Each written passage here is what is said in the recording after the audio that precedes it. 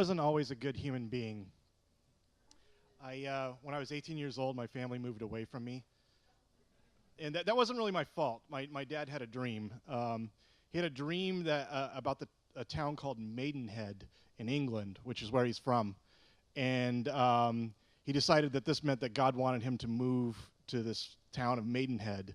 So he packed up my brother and my sister and my mom, and they moved to England based on this dream my dad had about hymens. And it turns out there was no Maidenhead in England. No town, did not exist. But they moved there anyway.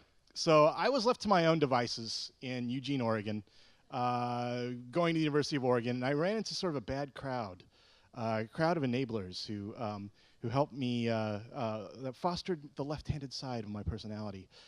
And when it started out with harmless enough. We would go to, we started doing pranks to impress each other, and we'd go to the Texaco that was that we lived nearby, and it had a little reader board where they put messages for people that were driving by, and we just changed the letters to say silly things, and which is more challenging than it appears because you have to use the letters that are on there.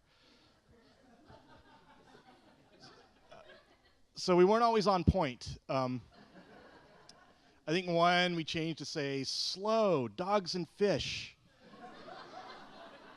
And another one, I think I came up with this one, was please shit in stalls. And I think the piece de resistance, the one that really got us notoriety, was it was during the Gulf War, and we were able to change it to say Texaco supports Saddam. So that one went over well.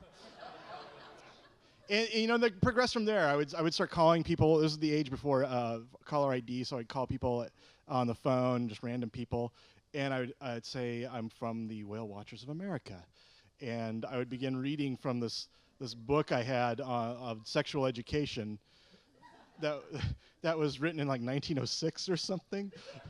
So I'd be reading something to the pubis forms a triangle that points downward towards the feminine delight. And there was some woman on the other line, and she said, well, that's interesting and all, but why are you calling me at 2:30 in the morning? And I said, ma'am, we here at the Whale Watchers of America cannot sleep while whales are in danger. And that worked for her, I guess. But people were telling us, this is a bad crowd, you need to stop this, you're going to get in trouble, but I wouldn't listen. I just did not give up on the prank life. So we progressed from there. We started investing in chains and padlocks and locking people randomly into 7-Elevens. We would just walk up to a 7-Eleven and padlock. And by the way, if you were ever locked in a 7-Eleven in Eugene, feel free to see me afterwards. I will allow you to throw water in my face. We found a couple of utility shirts at a Goodwill, and we'd just walk into a Fuddruckers and grab their candy machines and just carry them out like we were taking them out to repair them. And we'd load them into a van and just drive off. So we basically committed a felony heist for Lemonheads. And I was telling my church friends and people about this, and they're like, you've got to stop. You've got to get away from those guys and quit doing it. And I was like, no, it's totally cool. I've got this under control. Then we started getting into explosives. We began making these dry ice bombs, and a dry ice bomb, you put some dry ice inside like a 2-liter bottle, preferably like a Pepsi or a Squirt, and you add some water, and then you seal the cap on, and the dry ice causes the water to steam up and expand, so there's just this mysterious steam coming up inside the bottle, and when it gets too full for the bottle to handle, it makes this massive explosion. It doesn't really damage anything unless you're really close to it. It doesn't cause a hole in the ground or destroy any property. It just creates this sound like the end of the world, just this loud boom. And we'd throw them behind 7-Elevens or Domino's pizzas. Most people, when you drive by a friend's house, you honk. If I was your friend, you might get a mostly harmless bomb going off in your front yard. So this was kind of like our new piece, our new sort of thing to do. It was our calling card, the dry ice bombs. One time a cop actually caught us making a dry ice bomb, and he cornered me and he said, what are you doing? What are you doing? And I said the first thing that came into my mind was we're trying to make a genie. And he had no idea. He had no idea what this is. You look at this bottle, it's filling up with steam, and he just unscrewed it, and the steam dissipated, and everyone was fine. But then the 4th of July, annual 4th of July show was coming up at Autzen Stadium, and we said, this is the event for us. So we're going to take our pranks to the next level. So we made the biggest dry ice bomb we ever made.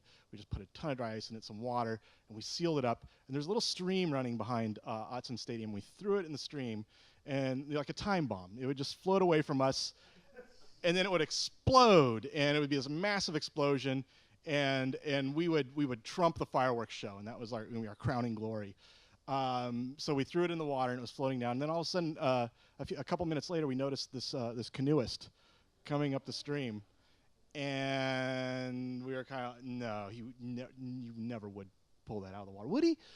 Sure enough, he comes by and he notices this 2-liter bottle sailing the other way, and he notices it's full of steam. So this is a little odd. So he picks it up out of the water, and he holds this steaming bottle up in front of his face. And I'm just like, I wanted to, but I was just inside just saying, it's not a fucking genie. Throw it back. But so after looking at it for a few seconds, he did. He threw it back in the water. And I was like, oh, my God, thank God. But then he paddled back down to get a good view of the fireworks and anchored his canoe. And so the bottle came sailing back up towards his canoe. And I was like, we've got to do something. We've got to tell him. But right at that moment, it exploded. And it was this massive explosion. It was so loud that even the announcer inside the stadium stopped mid-sentence because he heard the explosion right out in the stream, out behind the stadium. And I looked over, and you could just see the ripples of water coming out from underneath where this plastic bottle was. And the guy was just ashen white sitting there in a canoe. He probably gave up canoeing after that, I imagine. And I gave up terrorism. So that was, really the end of my career in ISIS. But it also kind of did something to me because, it started me on perhaps the even darker path of becoming a writer. Because I realized that you could still write about making dry ice bombs and locking people in a 7-Eleven, and then it's actually funny. So it changed my life in a way. I realized that if I'd done any of this 10 years later, I'd probably be in Guantanamo Bay still. So on the whole, I think the writing career is probably the best thing that could have happened from the dry ice bombs. Thank you.